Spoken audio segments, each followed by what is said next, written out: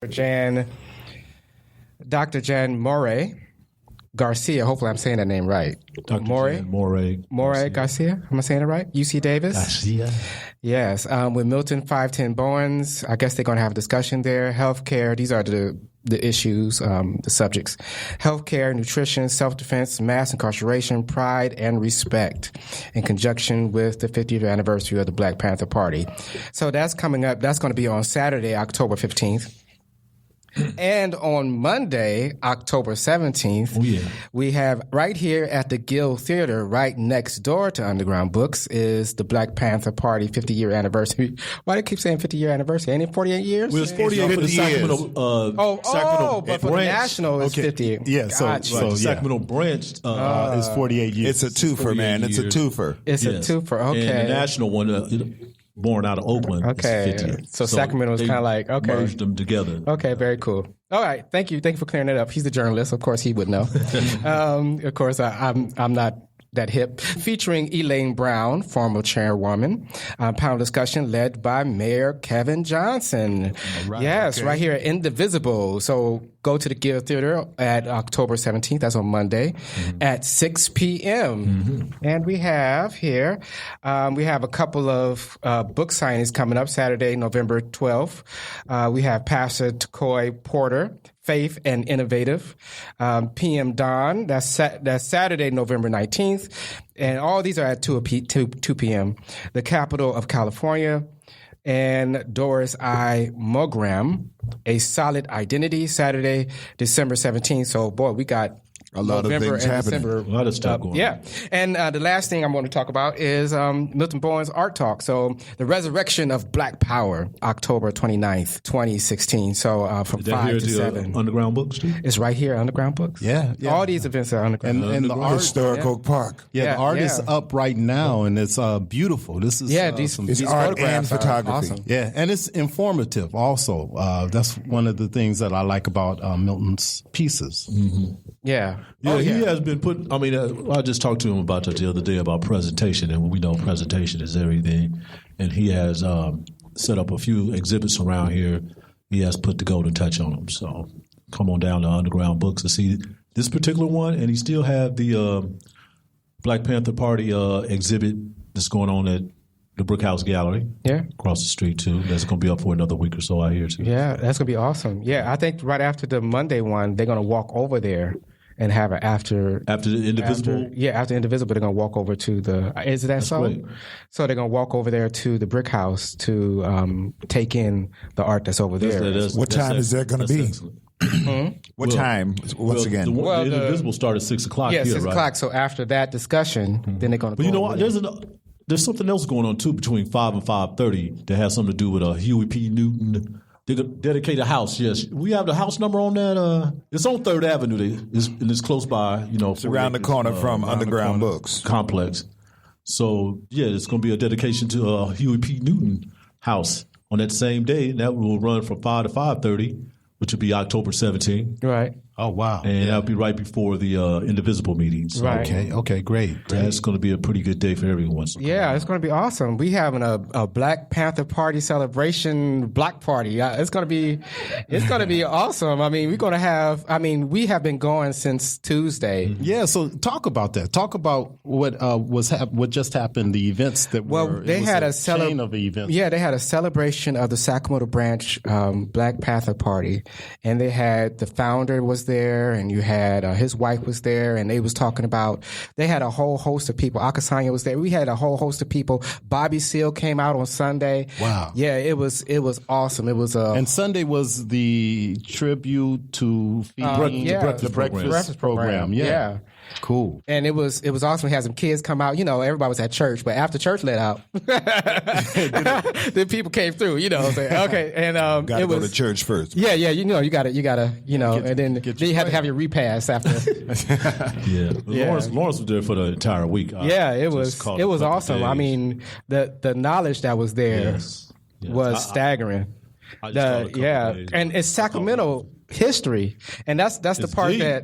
That's the part that people don't understand. It's like we always think of Black Panther Party as Oakland and other places, but right here in Sacramento they had a chapter and they had serious not a chapter, a branch. A branch. They had a branch here, and they had the government was after them too as well. And they had serious run-ins with the police officers and stuff, and they did innovative programs like they did in Oakland. They had the breakfast program, they had the health programs, they had helping young mothers, and they had a whole host of programs that they helped the community with. Well, Hoover named the Black Panthers as public enemy number one. So it was serious. Yeah. They were doing great things. Doing great things for the community, like we were saying about the breakfast program and policing the police. Oh yeah. I mean, before people was videotaping, they was out there. They was the first Black Lives Matter, kind of thing. They created the organization for self-defense of the black people, right? And in the same regards, they're trying to get things that we really needed at the time, as far as education, housing, as you mentioned, health. Yeah. Okay. And those things were really important back those times, especially in still important now. Well, that's the crazy part, in urban centers, especially, because we are still facing the same. 40 years later. 50 years later. 100 years later. 200 years. 200 years. 400 years later. Can I get a 500? No, let's not. Let's not take it to 500. He said, going once, going twice. So, we are still suffering the same issues that they was fighting for. And I think that's where Black Lives Matter need to go, is that they need to look at what the Black Panthers did and realize that they need to also not only care about the interaction between police officers and the black community, but also start focusing on the black community. Be like, we need to do some food programs, or we need to find out what the community needs and provide those things. That's the whole point. So that we'd be like, okay, maybe some free legal counseling or, that kind of thing. That's a great idea. Those guys, they weren't practicing lawyers, Bobby Seale and Huey P. Newton. But they knew the law. They knew the law. Right. They knew the Constitution, the United States Constitution. Right. To get through that maze. Yeah. Where, hey, you're not going to violate my rights. I know the law too, and that's the whole point. That's another, and that's why, that's why they pick on us, because they know the law, and a lot of us, and they know that we're not hip to it, right? Or we so don't that have. Means that everybody needs to pay attention in class. Yes. Well, they don't teach law in class. Well, I'm talking about in life. Oh, okay. I'm talking about class. We're in class everywhere we go, so we need to start paying attention to everything that goes on around us, and not wait to Black History Month or Black Panther Week or whatever. We need to pay attention all the time. Yeah. You know what I also learned too? I think it was that Friday night when they had the females of the Sacramento branch Black Panthers. What did they say? Because it was so many things. Stuff, right. It was so many things that they were talking about, but how what they were doing, because they were only open for a couple of years, from April 1968 to April 1970, but they were able to get a lot of things done. But I'm actually, most major black organizations and things don't really happen and stay around a long time. They're powerful in short spurts. They don't last a lot of years. Well, even if you don't last a lot of years, you can have an impact on the community. Well, that's what I'm saying. To the point where, because Mother Rose was telling me about somebody that came in here and said, they used to go and hang out in. They used to, when they was kids, they used to know where they used to live in the same neighborhood as, Huey P. and all them kind of stuff. And they used to meet in this place and they used to go there, and then they would talk to them and say they need to get inside and read a book, that kind of thing, and really schooling them. And then now he's like a firefighter, and, that kind of stuff. It's like that kind of stuff have impact when you're a kid, where you be like, oh snap, I have this positive image of a black man in my head or a black woman in my head, and now there's something I can strive to, because I have this image in my head of this powerful, knowledgeable, person that is not shucking and jiving, but actually trying to do something positive and try to make a change.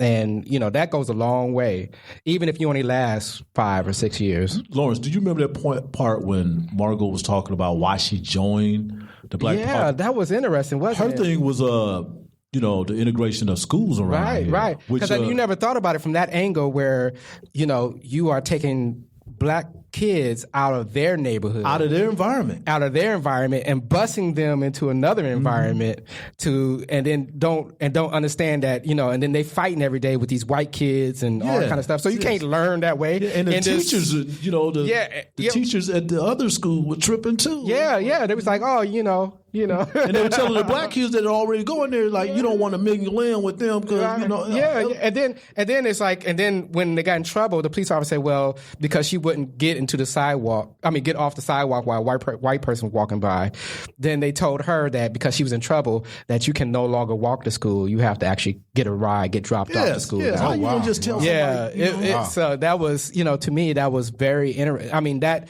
Sacramento history is missing. It is deep too. I mean, it's just right down the street where they had this where they had the office. Well, that's the important part of having these discussion panels and these type of events. So please come out on was it Saturday? We have it on October Saturday. 15th, they having something right here. October Saturday, have a nice panel discussion. Come out here for the indivisible one. They're going to talk about more of that, and then you can go over there to and then look at the art. The art is representative of that. We have here great photographs of the Black Panther Party. So come here and check it out. This is all here. And then one more thing before we move on. When you come to Underground Books, do not leave here. There is a 1 book minimum.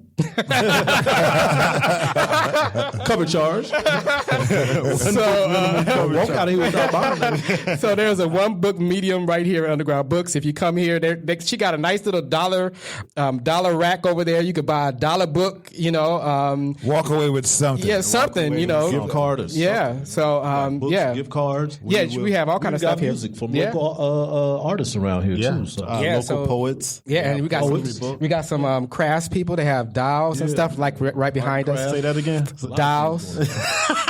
I'm from Detroit, soft man. Sculptures. Wait, one more time. I think if you need a Bible, what's up, Dow? So we're gonna get a little bass here. We're gonna do our little thing. All right. We starting? Yeah. Let me tune up my bass for a minute. Hold on. Doom. Doom,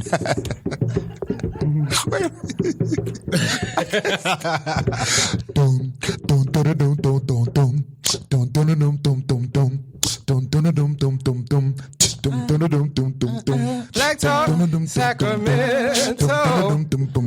Black Talk, Sacramento. Black Talk, Sacramento. Black Talk, Sacramento. Hey, welcome everybody. Welcome. Sacramento. Give yourself a hand. Hey, we got an audience. Yeah. We got a cool little audience out here. How you guys doing out there? How's everybody? All right. Okay. Be heard. Feels good not to talk to ourselves. We usually talk and clap for ourselves, so thank y'all. We needed that. We need some clap machines around here. Yeah, I know. Start taping this so we can use them for future shows. So what's happening, y'all? Tell us what's going on. Oh, well. What do you say? Quote unquote. Well, to be exact, who won the Raiders game? The Raiders game? Yeah, who won? The Raiders won by 3 points, 34-31 over the San Diego Chargers. All right, okay. And they look good. They're 4-1 right now, and they're tied for first in the AFC West. Whoa, I think it's been a long time coming. About 14 years. The Raiders look good. You see how I know the number, right? I'll tell you somebody else. I don't want to get too far into it because it is our hometown team, and they've been struggling for 11, 12 years now. How long Sacramento Kings may be awakening. Oh, so how was they just better had a I know. pregame, How's right? the opening of the new stadium? Well, let's they back got a up. new Before we talk about new arena. Yeah. Tell us about the They arena. got a new arena. They better wake up. Fabulous. It's amazing. The audience would agree too. It looks beautiful. I actually went to a game last night. They had a preseason game against Maccabi Haifa out of Tel Aviv, Israel. Cakewalk for them and stuff. But just to see the people come through those doors and enjoying themselves, because you know how spacious it is. It's nice. How much is a ticket going to cost?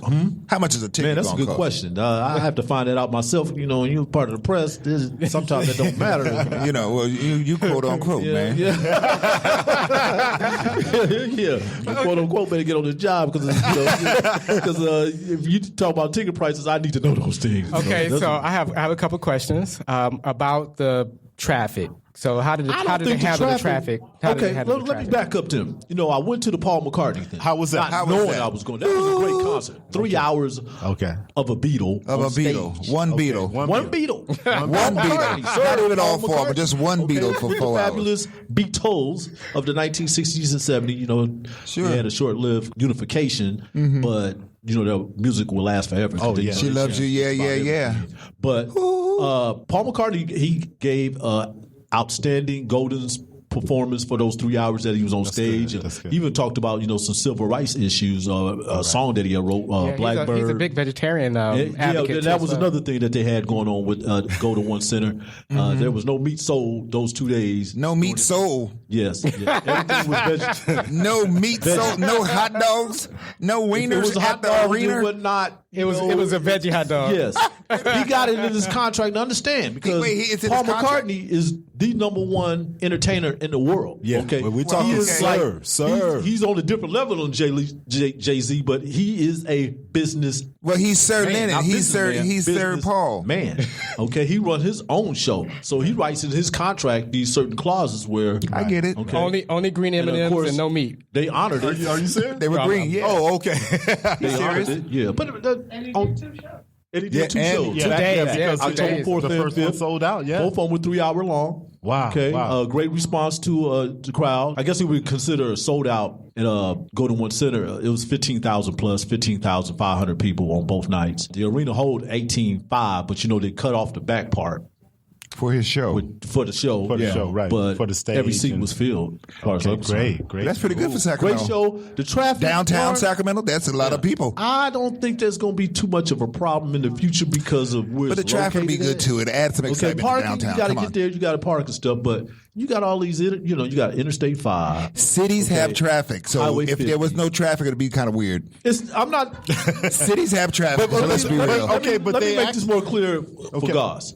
Okay, Okay, I'm the from a arena city. is right next to highways. Highway 50, Right. Interstate 50, 5. Okay, yeah. I yes, get you're going to have 35. traffic, but once you get on there, the traffic is going to flow evenly on the highway. And it's also directed too, right? So you have Right, exactly. There's no they're not- stoppage and stuff. There's people getting out of there. But the traffic pretty much making with the ease. city. Now, if you drunk and there's going to be some drunk people coming out there, you're going to have an accident. It's going to cause, there's going to be some stoppage. It's going to be of course. some stoppage. All right? There's going to be some stoppage. Okay, but like that word. But at least what I saw last night, I'm paying attention to this. You got light rail going in and out. You got buses going in and out. Right. So they better be aware of the made stoppage. They made it so you could come down there, through public transportation and drive your car, which you chose to do. So Which you is can nice. get in So and out. there's going to be some constipation. All right, so See, that's worse. I don't know what it- That's worse than stoppage. okay. Okay, so were you able We to are a have podcast. Were you able to have a drink in your hand No, and sit no, down no. and sit down with the because I know Honestly, the cup when I go holder to- cup holder gate. Of course, I want. He can't drink when he's done. Well, He's on a some of the job. seats don't have cup holders. Well, yeah. I don't think that's going to be a problem in the future. Are you either, because serious? We're in the 21st century. Yeah, man. there's, they'll be able to add. Well, in the top, not the lower bowl. But- On the lower they have some that's not there as well. Wait. And then on the Did they top make a thing have- about not having no cup holders?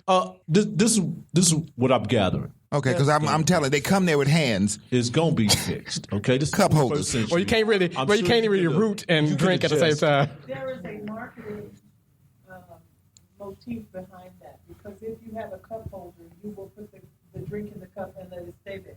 If you're holding it in your hand, you will drink. That makes a lot of sense. That makes a lot of sense. Oh, more. Maybe. You guys heard that? Maybe. See, now we There's some understand. marketing. Yeah, Marketing has It's got psychology. you. It's There's a psychology. madness behind the science. Trust me. So You're going to be buying more So drinks. you're gonna drink If your they drink, need to add and then you're gonna cup root holders after you to drink your these drink. missing But then you're gonna get thirsty seats. again, and then you're gonna need another drink because you've been doing all that rooting. Okay, all right. See, you ain't They right. need to add cup holders to these missing seats. With today's technology, I'm telling you, you'll come there It with can 2 be cup done. holders. it can't be done. So I don't know. 2 if they're cup gonna be coming in holders. there with cup And then holders. there's one on the side of you. Yeah. So overall, there's going to be some kinks that got to be worked out. We know how this is. Yeah, But it's great that it's there, though. I think it's exciting for Sacramento. So what Beautiful grade? facility. What's the Tony grade that you're gonna give it? What grade would you give At it? this point, NA.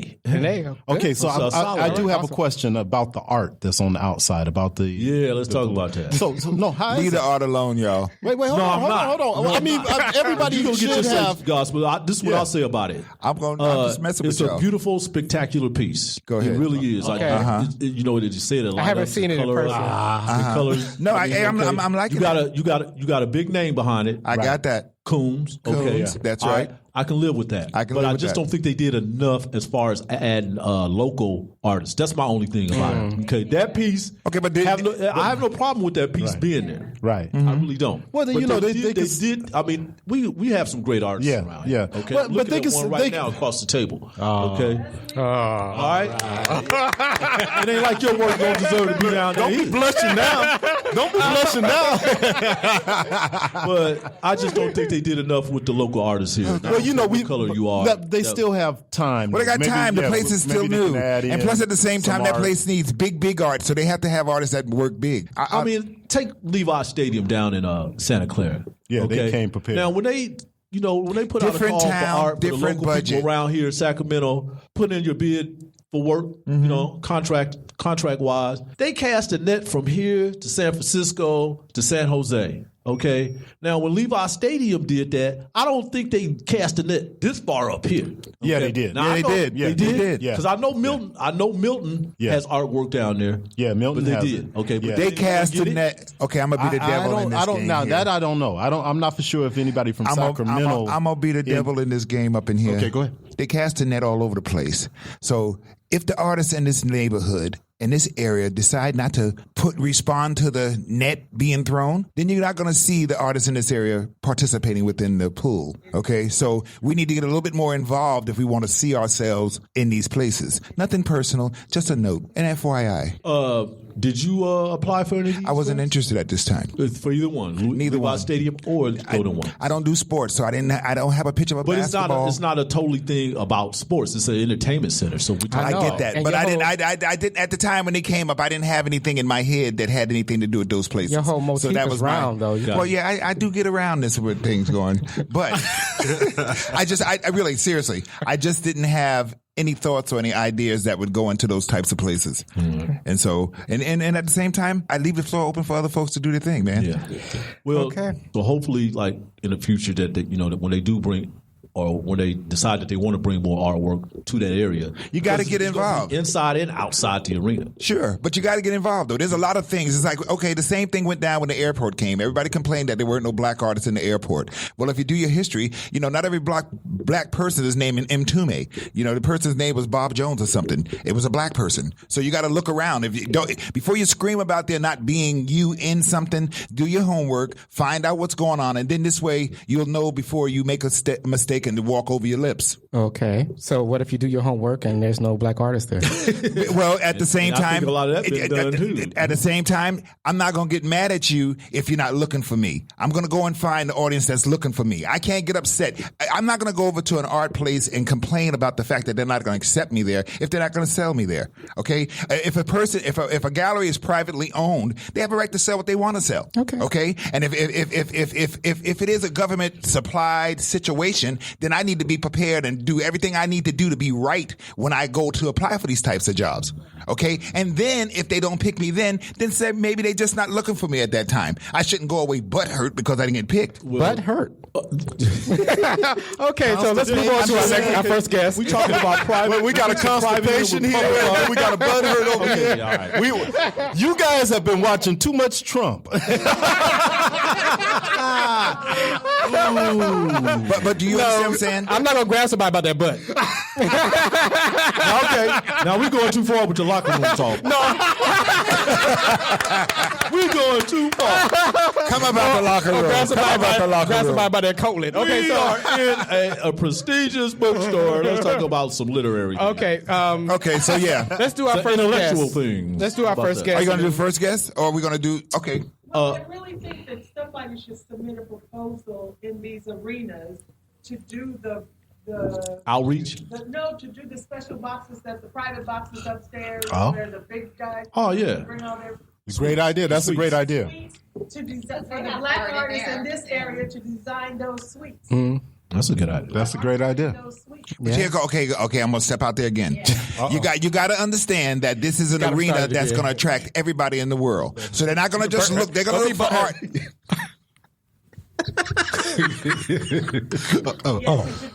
Finish up. Go ahead.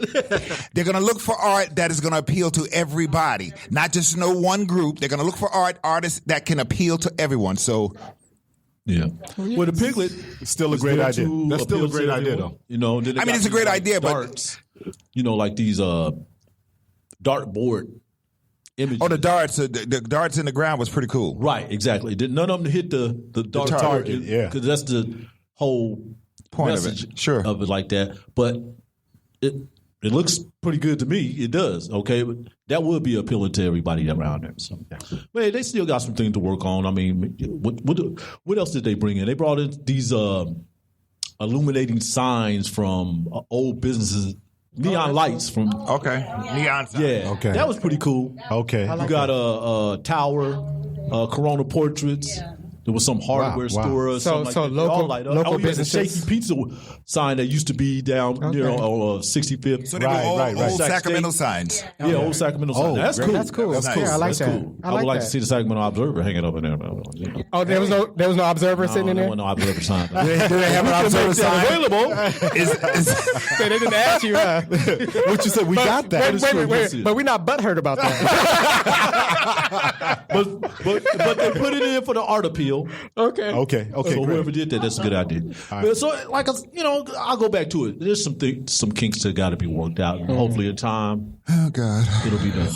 Okay, because I know we all got our opinion on something. Everybody got an opinion, just like a doorknob. You have to take action on it. I won't say nothing. I made it. I led to it. I didn't say it. Go ahead. All right. Okay. So, all right. Enough of G1 City. Our first guest this afternoon, is going to be Miss Phyllis Clements. She is from Sunshine Solutions. She is a life coach. She is a publisher. She empowers women. She has a situation she calls Coffee and Conversation. She does a journal cafe. And she even does products and sells products. So I've been doing a lot of research, I guess, on this young lady. So to further let us know who you are, tell us who you are. Well, like you said, great bio. Thank you. I am Phyllis Clements of Sunshine Solutions. That is my company. I am a coach, a certified coach. I help folks to gain some clarity around what it is they're trying to achieve with writing books, finding out what it is they most desire, and being able to take action and see the result of the action that they're taking so that they do achieve their goals.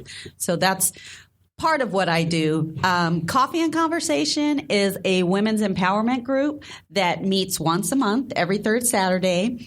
It's really just a way to create an environment for women to get together and talk freely and openly without judgment or fear of not living up to anybody's particular standards, but just creating friendships and being positive and sharing wisdom and knowledge with one another so that we grow and continue to support one another in our community. So no particular ethnicity, just women.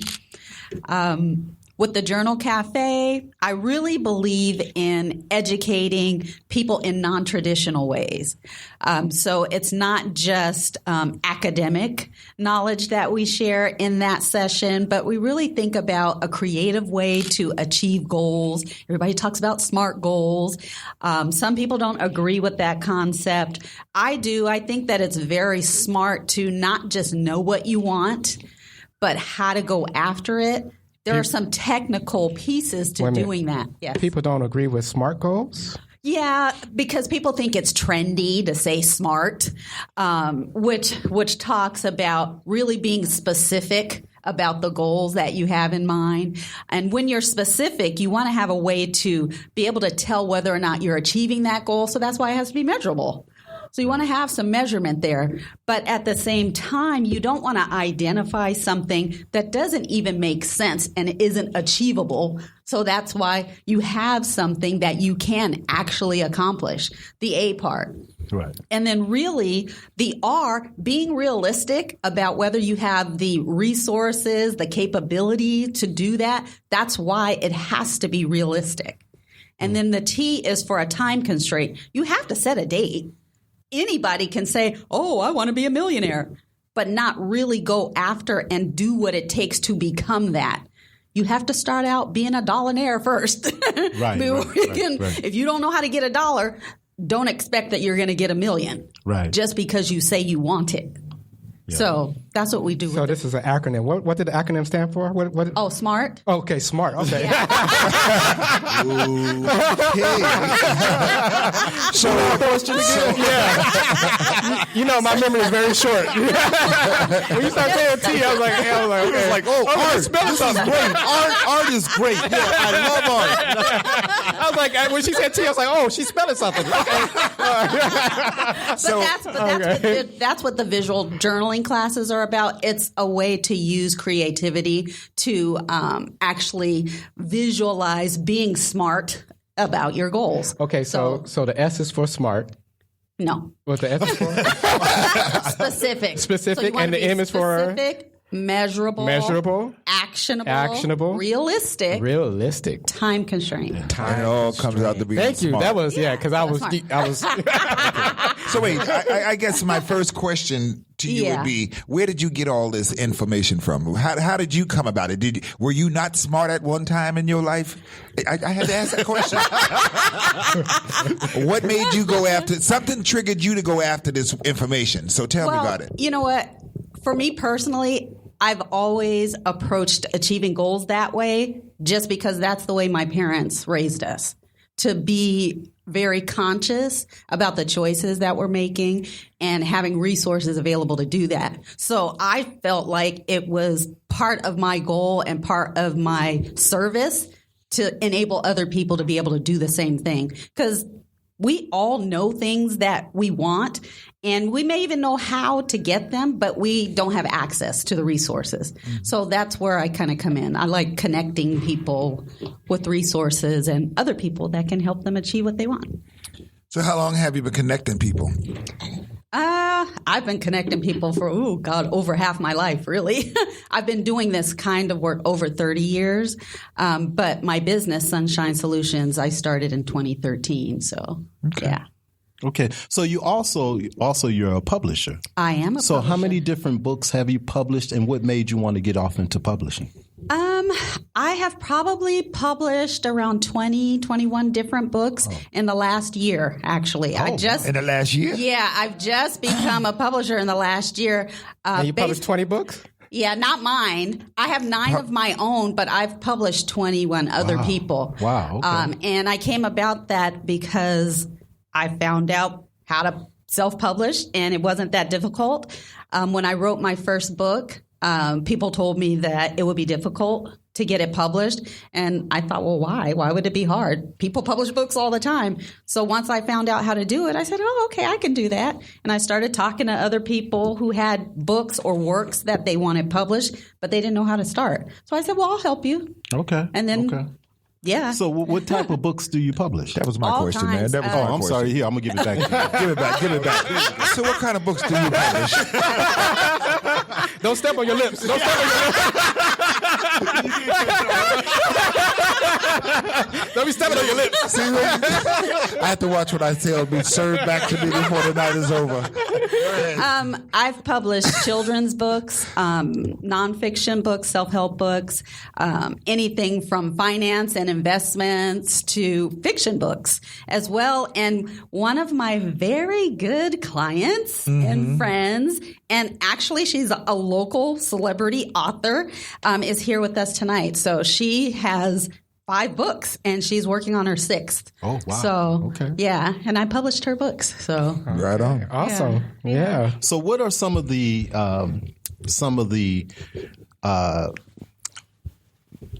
pitfalls? No, not the you was making fun of me earlier. Advice that you could give to people that want to publish, that want to get their material published. I would say for anybody who is thinking about sharing their message, don't be afraid to step out there and make your story known. It's not as hard as you think. Talk to someone like me, talk to another published author.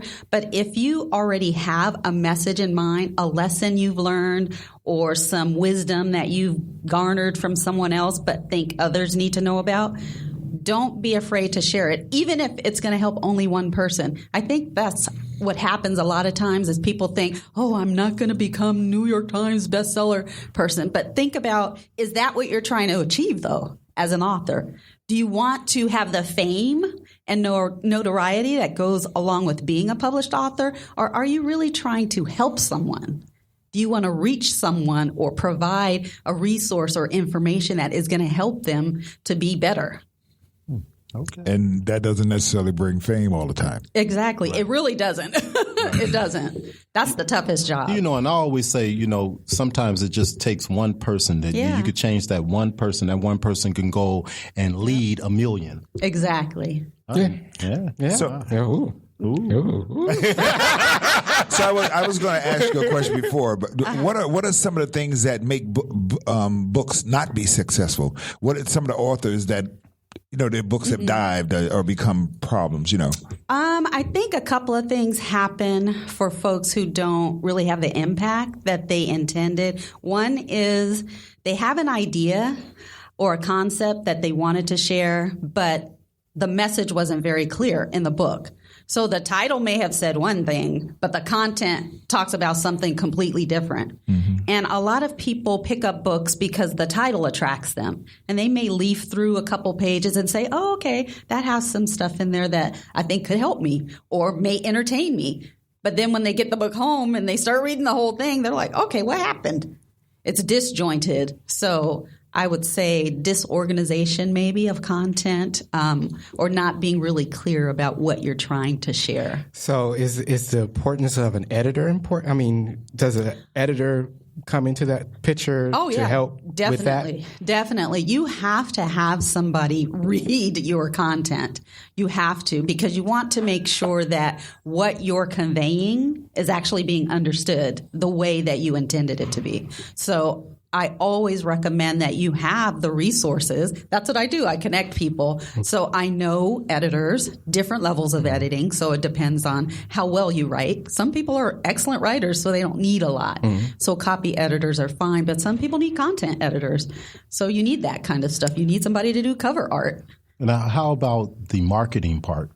To being able to market the book and to market, to find your market, your place. How do you go about doing that? Or do you just connect them to the right people? Yeah, I connect them to the right people. That's part of what my process entails. I find out what people are trying to achieve.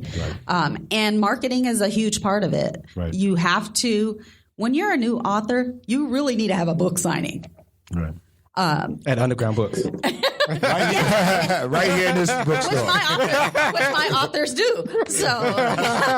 So it's very important to have good marketing. So if you are trying to reach a huge audience of people, then you're going to have to leverage some different types of marketing techniques. But I always say start, local. Start with people you know. Go to bookstores like Underground and have your book signing, because people are conscious and aware of these types of entities. So, and never give up if you feel that the first one didn't do what you expected. Oh, yeah, definitely. Right. Never give up. Right. Never give up. So how important is the title and how important is the cover art on a book? I'm going to tell you this. It's been my experience, even myself, with my own books. My very first book that I wrote, I did the cover art on it. It was very simple. It looked like it was very simple. And it's funny because it's not that my book didn't sell, because it did. It sold well. But I changed the cover art like probably a year or two later. About a year or two later, did I? Yeah, I changed the cover art and it looked like a completely different book and pulled in a completely different audience of people. And so that taught me right away the importance of having good cover art. Mm. So, and the title was fine, but the title, again, needs to convey what it is you're trying to share with people so that they have an idea of what you're talking about and if they want to hear it. So you kind of repackaged. Yeah, I did. Right. Yeah. And you can't be afraid to repackage. Yeah, you really can't. There is nothing wrong with doing something over. I think a lot of times we get so concerned about being right so much. Or thinking that it's a failure because you had to do it over. That's not necessarily failing. Yeah, it's not. It's part of evolution. It's how we evolve. It's how we grow. You can't grow if you don't mess up because then there's no lesson to learn. Right. Okay. So how can we, or how can a prospective author contact you? So Sunshine Solutions has a Facebook page. I'm also on Instagram. I'm on Pinterest. I'm on Twitter. You can also email me at reachme@phyllisinspires.com. Reach me. You on Pigeon too? No. Pigeon? What's a pigeon? Is that a new app? I don't know what pigeon is. Pigeon. Pigeon. A pigeon? Yeah. What kind of pigeon is that? No, that's the sound his app makes. And you can also go to my website, which is www.sunshinesolutions7.com. 7. Yeah, I like the number 7. Okay, seven Sunshine people in my- Solutions, 7 7. people in my family, so. Okay. Work the 7. So I see you have one of your books here, Coffee Oh, I do. and Conversation. Coffee and Conversation. Now, what is this book about? Coffee and Conversation. This particular book is a compilation of stories from some of the other authors and women in our community, our empowerment community. So very wonderful, encouraging, inspiring stories for different levels of life. So it's an anthology. Yeah, it is. And where can people find this book? The book is available on Amazon, Amazon.com, Borders, pretty much any online media market. Right. So, and in print. Underground Books, maybe? Coming soon. Coming soon. Coming soon. Coming soon. Always say coming soon.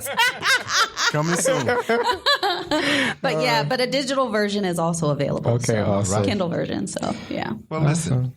It has been. SunshineSolutions7.com. That's right. That's and it. This is Miss Phyllis Clemens. Thank you very much. Thank you very much. Thank you. Yeah. Thank you. All right. And I have to tell you, I'm very enthused after that Our next conversation. guest. Yeah, me too. Our next guest. Our next guest. Happens to be an author who has been published by the Sunshine And a poet. and a poet, Miss Jacqueline Smithson Howard. She is actually a storyteller who hails from Nashville, Tennessee. She Nashville. Well, She writes about our shared life experiences, love, and triumphs. Ladies and gentlemen, this is Miss Jackie Smithson Howard. All right. Hello. Oh, you hear that bass? He gave you a sexy one. A sexy introduction. I had to turn on. How's it going? Hello. Welcome. How are you? I am excellent. So tell us, how's writing? It is the most exciting thing I've done all of my life.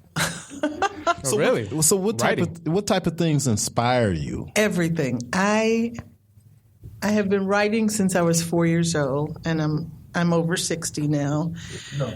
And the reason why I wrote is because my dad is one of 10 kids. Oh, okay. My mom and dad were married for 60 years before my dad passed away a few years ago, and I never heard them raise their voice. Whoa. My parents giggled and smooched for 60 years. Giggled and smooched. Giggled and smooched. Now that's the recipe for long life. Giggling and smooching. That is the best way to live. You first have to find someone you want to Well, you guess you got, Well, I got somebody, and I'm going to try that tonight. You be like, you, baby. You. Not you, bro. Not you. Behind you. Yeah. Okay. Like you. Oh, God. He kind of gave me the eye. Like, no, just Oh, y'all are crazy. You got some smooches on the horizon.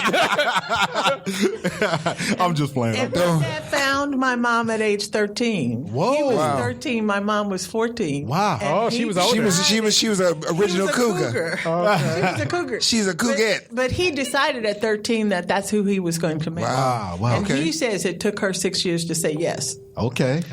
Wow. So what age did they get married at? 19 and 20. I guess she must have scared him, though, this older woman. I was like, whoa, Well, when this she older found woman out coming around she was talking about, a I year want you. older, she quit him. She quit him. You know how that sounds? And he said, I don't think so. She quit him. I am a storyteller because that's what I do. But he tells the story that he went to her house and knocked on the door. And my grandfather said, what do you want? And he said, I want to see Abby. And he said, no. And my father said, okay, thank you. And he went away. Oh. And the next day he came and knocked on the door and he said, didn't you just come here yesterday? And he said, yes, sir. He said, what do you want? He said, I'd like to see Abby, please. And he said, didn't I tell you no yesterday? And he said, yes, sir. And he said, well, you can't see Abby. And he said, okay, thank you very much. And the third day he came and he knocked on that door and he said, okay. I think you've been here before, right, son? And my father said, yes, sir. And he said, well, what do you want? He said, I would like to see Abby, please. And by then, my mother was standing in the doorway, behind her father. And my grandfather looked at her and said, what does this boy want? And she said, Daddy, he just wants to visit with me. And he said, okay, come on in.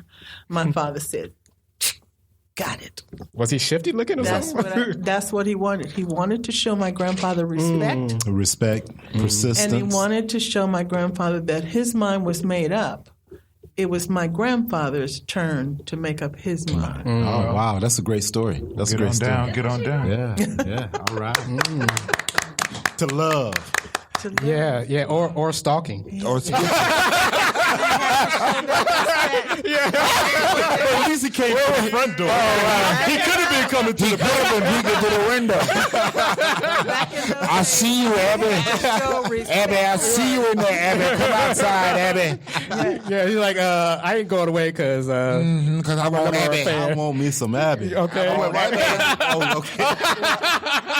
My dad had 7 sisters, and Abby had 5 brothers. Okay, well, that's why he correct. That's right. That's why he had to come to the door. Yeah, very good. So I understand that you have 5 books. I have 5 books thanks to this wonderful publisher that you just had on. So where you get all these ideas from? When I was a child, one of my dad's sisters was my first and second grade teacher. Oh. So I started school early because she alternated first and second grade because her theory was that a child was not supposed to start school and then get switched off right in the first year. So she kept her students for 2 years so that she could build up more of a relationship. And when she was teaching, it was time for me to start school, she would have been teaching second grade. So I started a year early, and for some reason she looked at me and said, you're going to be just like me. The poems will come. You just have to have your paper ready. Okay. Now, she did her first poetry book at age 72. Wow. And I was 4, and I didn't know what she meant because I didn't know what poems were or what I had to be ready for. But for some reason, it must have been programmed in me already because I sat in school and she used jigsaw puzzles to teach us in school, math, reading, phonics, and colors and shapes and everything. And so I was sitting in school, and there was a little girl across the table from me who didn't have the right answer. And in those days, if you didn't have the right answer, everybody else teased you about that. They still tease you today if you ain't got the right answer. And she started to cry. And I could not fathom, because the teacher was my aunt, who I knew was a loving person, why she would cry. Because Aunt Mary would help anybody with anything. So she got up to go and get her lunch pail, and it was time for us to get to another subject, and I wrote my first poem, Roses Are Red, Violets Are Blue. I know you can do this because I know that is true. Oh, okay. And instead of handing it to her, I waited till she was gone and I slid it on the table up under her papers. And I didn't sign it, and I went back to my seat. And she was crying the whole time she was getting her lunch pail, and she came back and she's straightening out everything, and she notices this piece of paper.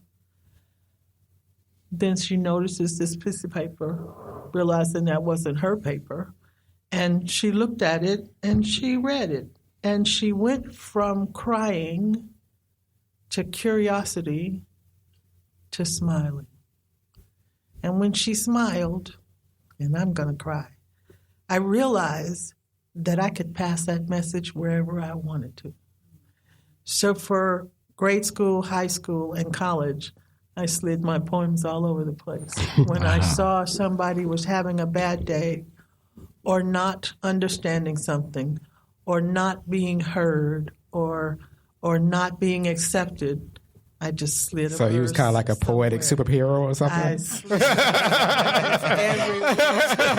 Da-da-da-da. I got a poem for you. You're like, da-da-da-da. I am poet lady. A poem for you.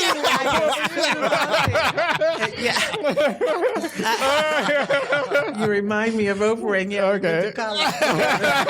So Everybody look under your seat. There's a poem. So when did you do your first poem publicly? When were you? How old were you? Well, should I ask you how old you were? Is that something right? You can ask whatever you want. I think you can ask. All right. How old were you when you did your first poem? Yeah. My first poem was probably No. How old were you when you performed your first poem in public? My lip got stuck. You stepping on it? My first poem in public was a poem that I wrote for my mother for her 80th birthday, which was 6 years ago. Okay, so that's the first time. Okay. And my niece asked me to do a poem for my mother because she had just been voted in as senator in Illinois. Okay. And she wanted to honor my mother and father for what they had done for her, to get that accomplishment. Okay. And so I wrote the poem for my mother, and the poem I wrote for my mother, then I started to share that poem in various venues. And I currently work at HP, and I was sitting on a meeting at HP, and there was a young woman in one of my meetings from Costa Rica, and she said, I heard about your mom's poem, and I can't read your mom's poem. And I thought, my mom is good. She's loving and kind, and I don't know what your problem is. And she said, my mom has been in a coma for 2 months, and I can't read your mom's poem. And I was sitting on the meeting thinking, okay, something has to change. So I motioned to her that we would talk after the meeting. And after the meeting, I said, I'm going to give you my mom's poem for you to read with your brothers and sisters. And if you decide that the words in my poem about my mom match the thoughts in your heart about your mom, you own it.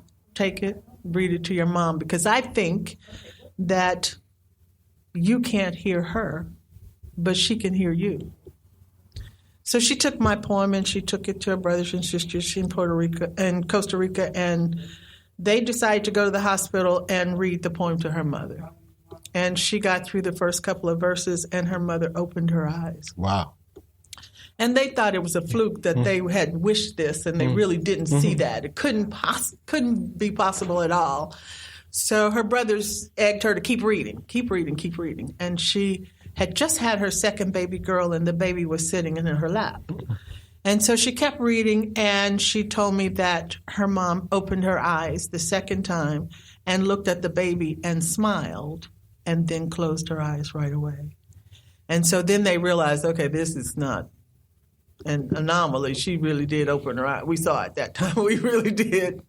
And so she told me about 6 months after that her mom's eyes were open. And then it's been about 1.5 years now, and the last 6 months she texted me and said her mom was at home. Wow. She still can't talk, but she's at home and her eyes are open and she's motioning. So she was so excited to tell me this that she said, my mom wants to meet your mom. And I thought, okay, you're in Costa Rica, my mom's in Chicago. This is not going to be easy or quick. And the youth, I love young people so much because she said, oh, yeah, that's really quick. She texted me a picture of her mother, and I texted her a picture of my mother, and both pictures are framed in both mothers' houses. Wow, cool. Wow. Okay, so do you have a poem that you would like to share with us today? I do. It depends on what kind of poem that you want to. Love and happiness. Something that'll make you feel wrong, make you do right. And something short.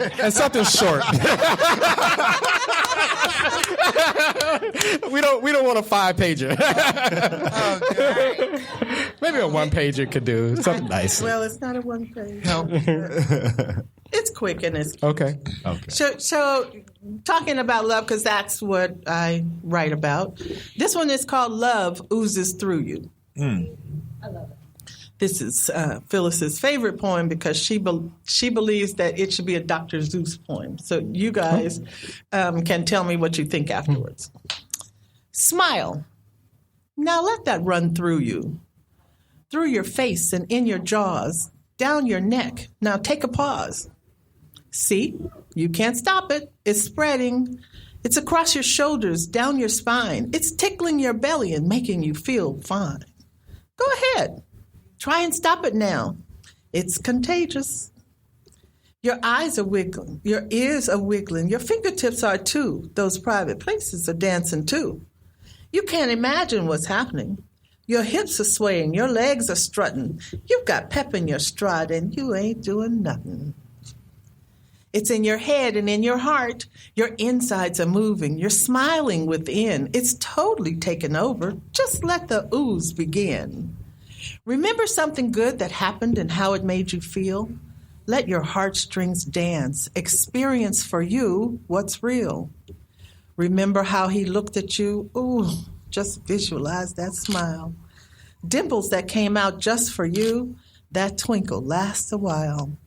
Remember holding a baby, 10 tiny fingers and toes? How it made you make funny faces as you tickled them with your nose?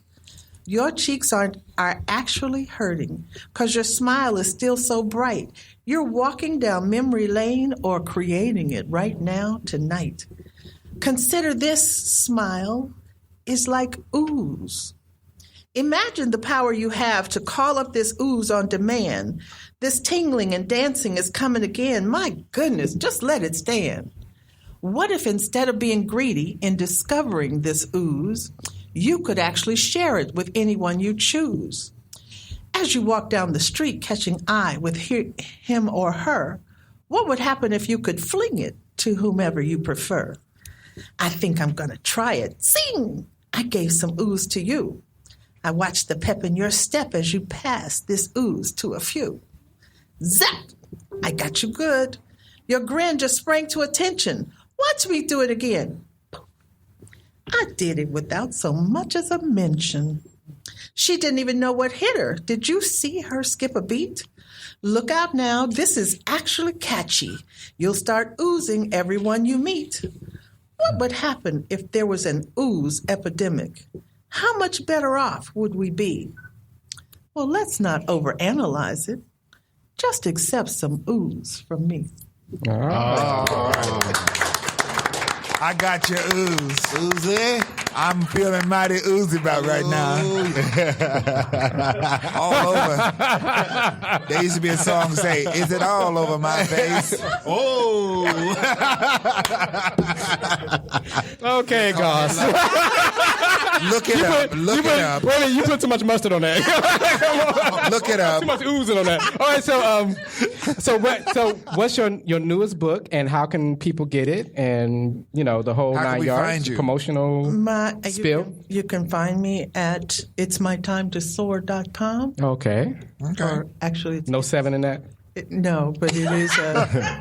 It is itsmytimetosoar.wix.com. Okay.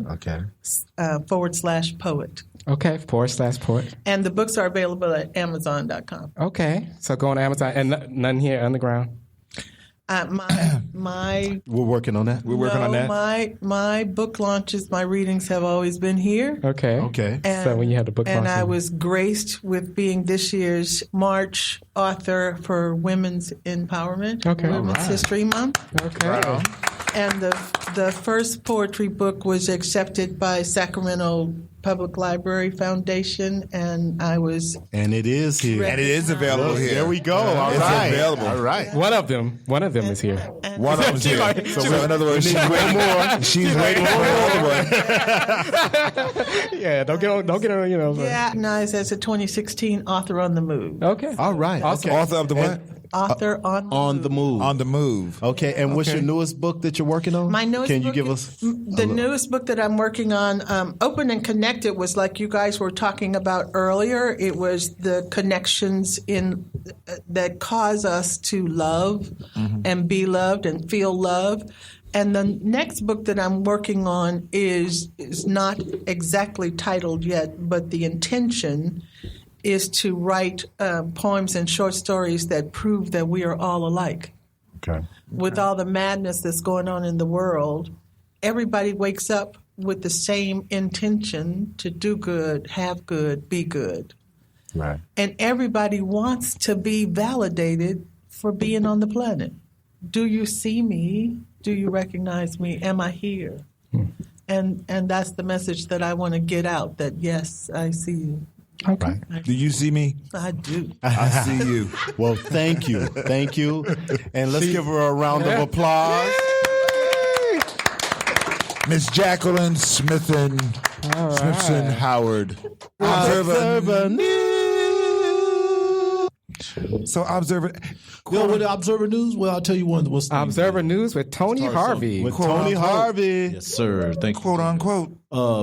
Which we done, I think we done did a couple stories on this, and I was able to view it myself yesterday at the Regal 6 in the Thomas, Birth of a Nation. Okay. Oh, did you watch it? Yes. Did you like it? Were you angry? You liked it. He liked it. You liked it? Okay. What's the grade? Wait. Okay. Well, let's get a short review. Okay, on a 5, a 6. Whoa. Out of 5 or 6? Really? Out of 5, I went a 6. overboard with that. I don't know Okay, if well that's okay. You outside the box. You gave it 200%. I mean, because all the stuff that build up towards this, with Nate Parker, who's the who stars in it, directed, co-writer. A lot of attention. Another one is College Friends, and they were caught up in something that happened at Penn State. Back in 1988, and he's been cleared of everything. Charge. Yeah, he's been cleared. It was a rape charge. He was acquitted. Unfortunately, the victim committed suicide. Yeah. Back in 2012, though, right? It was like not too long. Yeah, ago. it wasn't too long ago. Yeah, it just happened recently. Right. But he was acquitted. His roommate who at Penn State, he was convicted or something at first, but then he later on he was going to overturn it because they were going to retry him, and then but she had passed away, so now okay. So we know all that build up to it, which is unfortunate for that to happen, but it was about 20 years ago. I did want to preface that, and that's bad PR for the movie. It was bad because they try to really make it. They really try to make the case of the movie. This is my thing. The bad PR led to this. The movie wasn't released in a lot of theaters, even though it was nationwide. But it's, to me, because now you got some critics out there that said it was a flop and disappointment. It was only done on a $10 million budget. It made $7.1 million last weekend. But it made people want to see it. It made people want to see it more. Yeah, and limited release. Yeah, but when you're limited release. But the story of Nat Turner, which it is based on, and I think Nate Parker did a really good job with it. It leaves no stone unturned, ladies and gentlemen. It's some graphic things going on in there. I mean, some really hard, difficult things to see in it, but I understand what he was trying to do. So which one would you like better, 12 Years a Slave or both of them? Both of them. Yeah, I think it's not a comparison.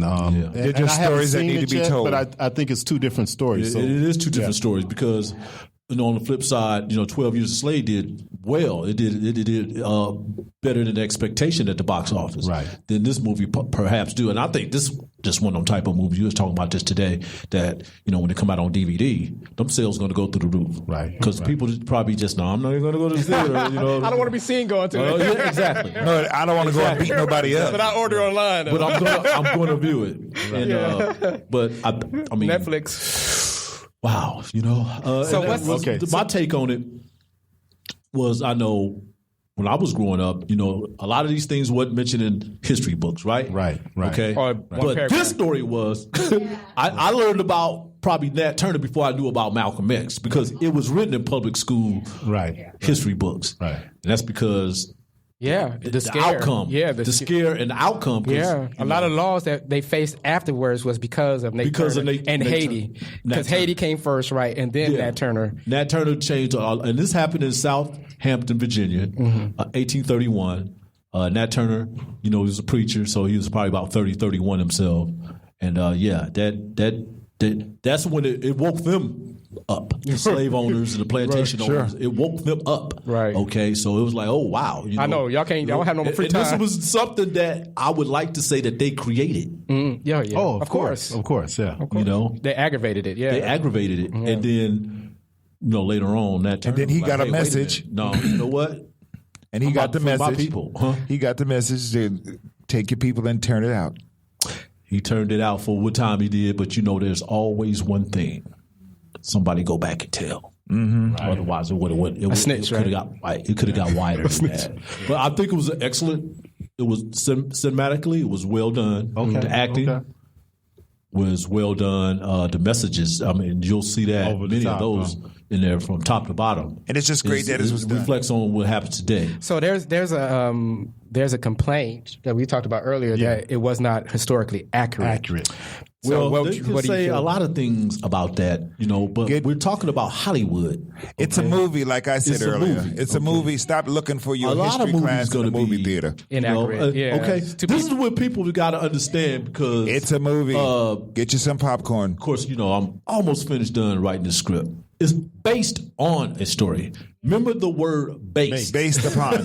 That's like, smells like something else. Okay, right. It's not going to give you a full depiction of everything that's going on. But, like I said, it got messages in there to give you an idea of what was happening back then. Sure. Because I'm sure, our forefathers and mothers was telling us about things that happened in slavery that was told on by, therefore, it was brought down the line. It was brought down the line. So we got it's a truth, but a kind of distorted truth, maybe. Yeah. But I think you're not going to get the whole story. You're not there. But I believe that the good thing that happens with something like this, it brings attention to stories of the sort, that there are that stories out there that people can go and research to find out what the truths are and behind you can base that on your perspective. Right. I was from behind this, the Nat Turner story coming out. There's also a story, a true story about the 1811 uprising that happened in Louisiana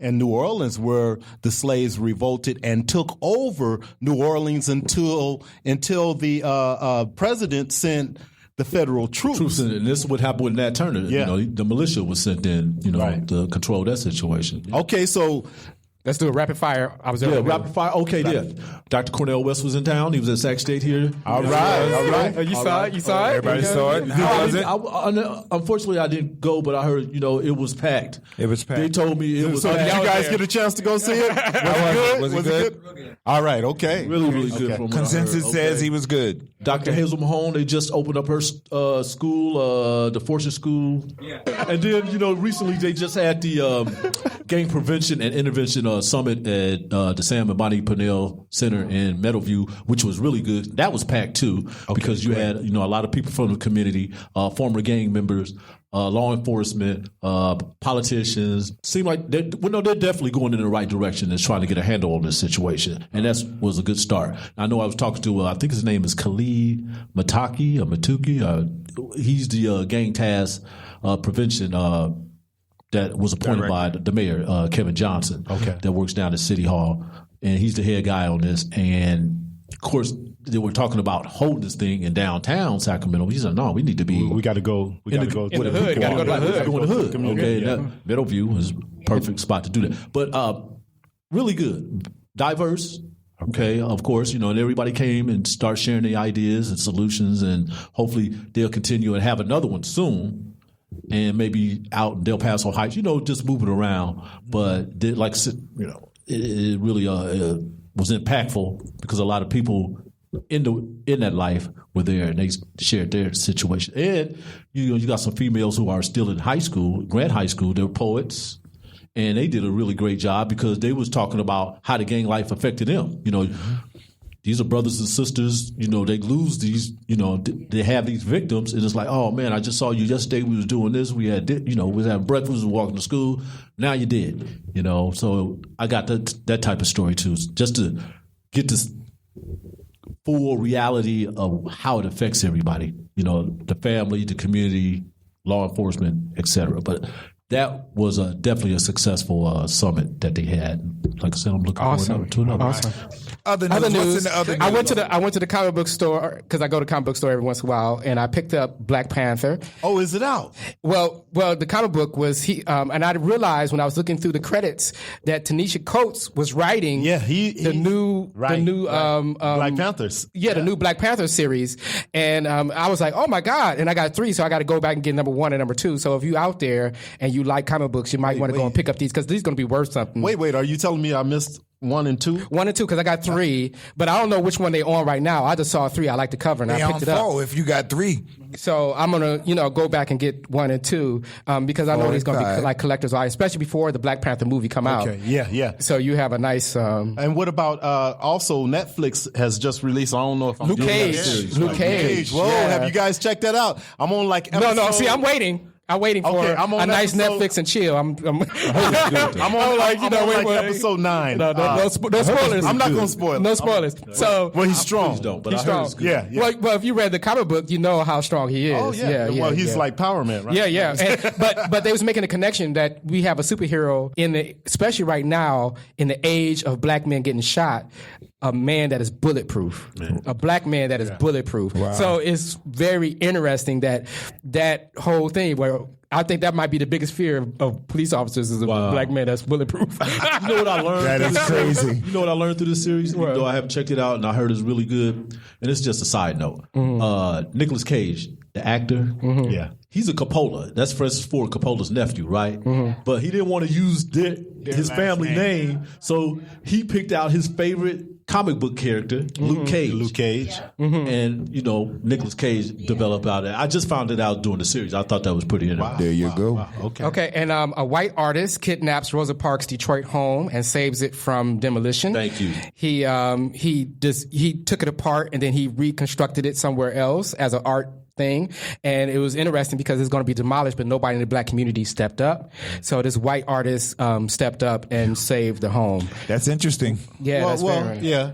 But it goes back to talking about people that are really about being about people. Well, today Martin Luther King is just a street we drive down. This needed to be done. This needed to be done. Who you are, what color you are. Right? Absolutely. Hurricane Matthew, death toll passes 800 in Haiti. Oh no, it's up past 1,000 now. Oh wow. Yeah. And President Obama asked every American to help them. He went on the news and made an announcement about that. Okay, and then we got tech news. That's good. Pray for them in Haiti. We definitely because they going through right now. I mean, they were still going through it from before from the earthquake. With the earthquake, right? And they were still trying to. Some people were still intense. Now they did start. I was listening to NPR and they did say that watch the different organizations that you give to if you're going to give. Yeah, the Red Cross. They said the Red Cross don't necessarily give to the Red Cross because the Red Cross they don't rebuild homes or anything like that. So what they do is they provide tarp, and all they do with the tarp is kind of just put it over their tin houses or hold it over their head. Yeah, so, and tarp don't cost much. With all the money that they get, it don't make sense. And then also they top heavy, so they pay a lot of stuff to their workers and administration, and so they give 10% to the actual cause that they're trying to do. So, and because of the sanctions that are against Haiti, it's hard to get the money to them all the way. Well, the money, but the construction that they need to rebuild and. So like you said, let's definitely put a prayer out there for Haiti and the people. They're going through, man. They're going through. I can't even imagine what they're going through. Samsung discontinues Galaxy Note 7s after safer. Is that the one blowing up on everybody? Yeah. I guess you would discontinue it. Yeah. I just lost my hand to the bone. Yeah. The one that catch fire that was on on the airplane. Yeah. Well, it was in people's purse and it was just blowing up the purse. Your phone ringing and just blow up on you. So all you sisters out there that's keeping your phones in your breasts, don't in your bra. You need to right. You need to watch out. Don't be. I don't want to see you in your pocket. Yeah, I like person. I like baby. I like. Are you happy to see me, or is your breast on fire? Hot thing. Woo! I know, like, woo! Okay, like, your bra just burning up, girl. What's going on? The heat is on. I know that. Is that your underwire is red hot? Okay, so okay, and then and this I guess is the final tech news. So we just went to tech news.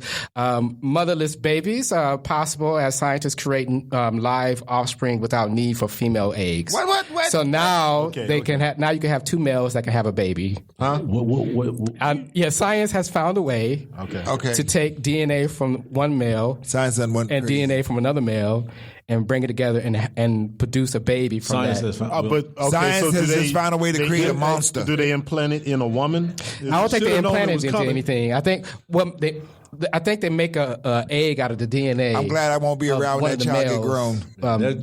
DNA. Hey, I don't know if it's sperm or not. No, it ain't working. How that's going? That ain't gonna work. Hey, a lot of gay people want to have babies. A lot of gay men. I have no problem with that. Look, I have no problem with you having babies, but don't be trying to do no Gus madness. just hit on the point. What's going to happen when this child get grown and start walking around and talk about child grow older and start glowing? What are we going to be dealing with? Okay, it's like the crack epidemic. We had to deal with the crack babies, and we did. Okay, now we got. I mean, what's that comedian that used to call everybody test tube baby? Test tube babies. Remember that? Okay, that's it. Okay, yeah. I don't know if I want to be test around. Tube baby. I don't know what to say about that. Well, he prophesied it years ago because they got it right here now. He like you test tube baby, but yeah, so yeah, that's a bit much. That's a little bit too much. Man trying to be God. Yeah, I think we are coming to a place of science. Well, if we're trying to be too modern. If they're telling us the impossible seems possible. If they're telling us about it, they've already been doing it. They've been doing it. Mm-hmm. Yeah, exactly. Yeah. Well, just don't let them little monkeys come out in the street. I ain't tired. I ain't ready. I don't know if that was. Well, if they've been listening to what I'm saying, they know what I'm saying. All right, and that's it. That's all we have. We had. Oh God! So who was our guest today? Our guests were these young ladies who write books. I'm looking for names, Negro. We had Miss Jacqueline Smithson Howard and Miss Phyllis Clemens. And Miss Phyllis Clemens. All right. So thank you, ladies. Thank you, ladies. Thank you so much. A round of applause. And we had the Observer News with Tony Harvey, and we had our other news and tech news. We had tech news. We had urban news. Don't forget to come to Underground Books. And I'm going to remind you again, you need to be voting. Even if you don't think your vote don't count, you need to vote. Oh, yeah. Don't be trying to convince each other that your vote don't count. So make sure that you make it down to Underground Books, 2814 35th Street. That's in Oak Park. Historic Oak Park. One book minimum. Don't walk out without buying minimum. And don't forget, one book minimum. And then don't forget on Saturday coming up, we have an intimate table discussions on how history was changed, reflecting on the impact of the Panthers 50 years later. Yeah. So that's going to be at 5:00, and don't miss that. That's going to be an awesome discussion. And then at the Guild Theater, right after that, on October 17th, on Monday, at 6 p.m., they have the Black Panther Party 50th year anniversary featuring Elaine Brown, former chairwoman. So come out and hear that. And we are going, and that's all right. And I am Marichal J. Brown. I am NSAA. I'm Antonio Tony unquote. Tony Harvey. And I'm Gerry Simpson. All right, and that's Black Talk Sacramento, number 25. Number 25. Thank you guys. Bye-bye. Peace. Out of here.